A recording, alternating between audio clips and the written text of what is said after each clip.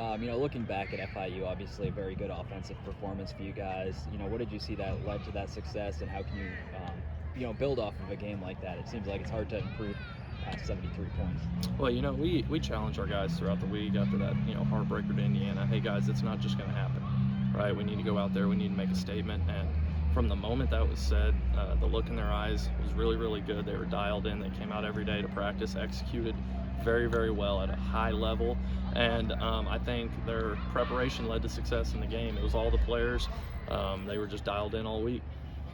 Looking at Austin, I asked Malachi about it. His improvements week one up until now, I believe he's got the 10th best completion percentage in the nation. One of the top 10 in yards passing. How have you seen him improve from week one up until this past week? He's gotten more comfortable. He's gotten more comfortable at this level of ball. He's gotten more comfortable around his teammates in live game action. And he's put in the work. He needs to continue to put in the work, because him and I both know there's a lot of things we can do a lot better. But as far as getting the ball where it needs to go and getting it to it who it needs to be, he's doing a really, really good job of that, and it's just starting to come more natural to him. So again, I think it's just a testament to how hard he has worked. Looking at Troy, what's the scouting report on those guys? Statistically, a very good defense. Yeah, no, very, very good defense. Big, strong, physical, well coached, right? Very, very sound. They know where they're supposed to be, and they get there fast, and they play physical. And those guys, they've kind of had a tough little schedule. Had some big wins, had a heartbreak loss, and so. I think they're a very, very good football team. I think they're going to come in here, give us everything we want and more. But again, like last week, I like the look in our guys' eyes. So I think it's going to be a battle for sure, because they're a really good football team. One of their guys, Carlton Marshall, I believe he's number 2. Getting a lot of attention lately. Broke the SBC, I believe, career tackles record. Had 18 against Marshall. A guy like that, what kind of challenges does he present to an offense? Well, everything that I said before, he's the ringleader of it all, getting to where you're supposed to be and getting there fast. He's, I think, done that throughout his entire career. He's definitely done it this season, and you don't miss him on film. He's where he needs to be, and he's making plays a lot of the time.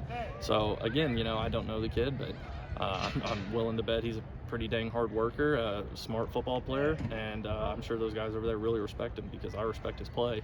What kind of challenges does this present to your O-line? I believe they're averaging about 3 sacks per game.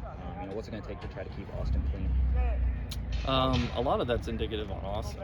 I think the offensive line, again, like I say every week, they're very, very dialed on where they need to be, and it's more so Austin getting the ball out on time, Austin getting the ball to where it needs to go quick.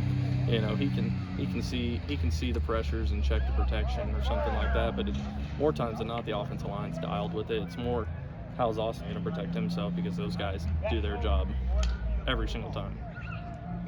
Heavy dose of Kai, it seemed last week. I know Davion had, I believe, 4 rushes, a couple touchdowns, broke off some good ones. Do you see Kai maybe emerging as a guy that's going to get more touches, kind of like Noah did a little bit end of last year? I think, it's college football's a show me world, right?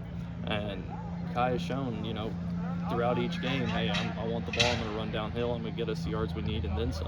And that's not taking anything away from the other running backs. They're doing great, TK every time, or Jakari Moses, every time he gets in there, it always seems like something explosive does happen.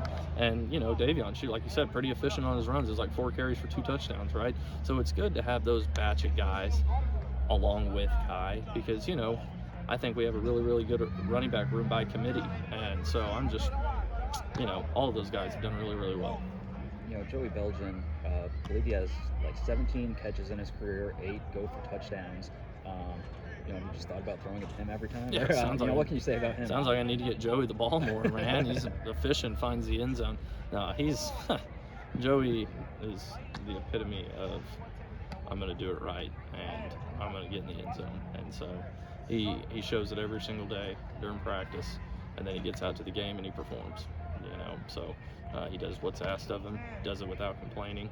When it comes to run blocking, whether it's pass pro or out catching passes, he does everything that's asked of him. So he gets everything he deserves. So I know Tyson always talks about bringing in coaches that are going to be the next one when the guys leave, like you with Coach Kitley. You know, you look at a guy like Kai who came as a walk-on, Joey comes as a walk-on. How much does that help in, you know, recruiting guys, you know, maybe not getting scholarships but still getting some of those quality players?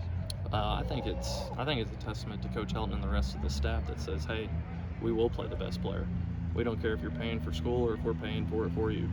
You come out here, you show us what you can do. The best player will play, and that's something that Coach Helton stands by and lives by, and he's been a man of his word. And the best person will be on the field. And so, you know, doesn't matter if you're a walk-on, doesn't matter if you're a scholarship guy.